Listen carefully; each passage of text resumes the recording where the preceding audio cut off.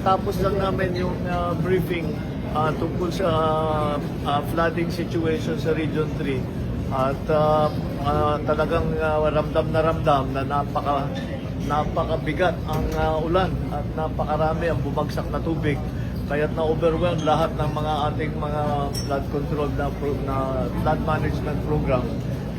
Ang problema, kitang-kita, siyempre alam naman natin na marami sa halimbawa sa Bulacan na mga flood control na hindi naman nagawa kaya nagkakaganto. Ngunit kailangan din natin maunawaan na hindi lang dahil sa problema ng flood control project, kung hindi pati na sa lakas talaga ng ulan na hindi pa natin nakita sa kasaysayan ng Pilipinas. Ito ay ang naging resulta ng climate change. Kailangan maunawaan din ng tao na yung climate change ay talagang nandito na at nandyan tayo naapektuhan. Hindi bale at tayo yung gumawa nakapag-desisyon tayo tungkol sa mga immediate measures na kailangan gawin in the immediate term, in the medium term, and in the long term. In the immediate term, syempre, ayusin natin yung mga nasira at babalikan natin lahat ng mga nasira. Yun ang pinaka-immediate na kailangan gawin, madalian para matapos ulit. Ang problema din dyan ay hindi pa tayo nakakasiguro kung titigil na yung ulan. Dahil kailangan natin, halimbawa may mga lugar may tubig pa, hindi pa natin ma-assess kung ano yung damage dahil may tubig pa, may binabaha pa, kailangan natin antayin yan. Pangalawa, binabantayan natin ang panahon kasi kahit yung mga nasira, pag-aayusin natin ngayon, bumalik na naman yan at masisira ulit yung bagong gawa, kaya napakasayang naman ang ating gagawin. Kaya medyo kailangan natin alalayan at bantayan na mabuti na maging effective kung ano man yung gagawin natin ay magiging matibay at hindi mawawala at hindi masisira sa susunod na baha.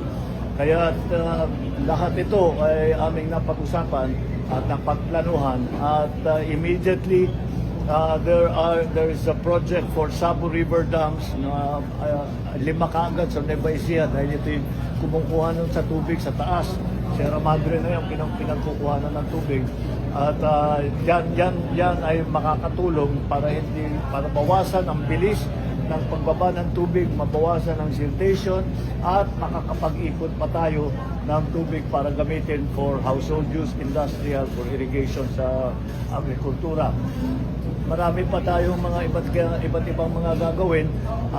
Isang long-term plan ay gumawa ng dike na kalsada mula sa malayo yung aming tinitingnan hanggang Pilar sa Bataan.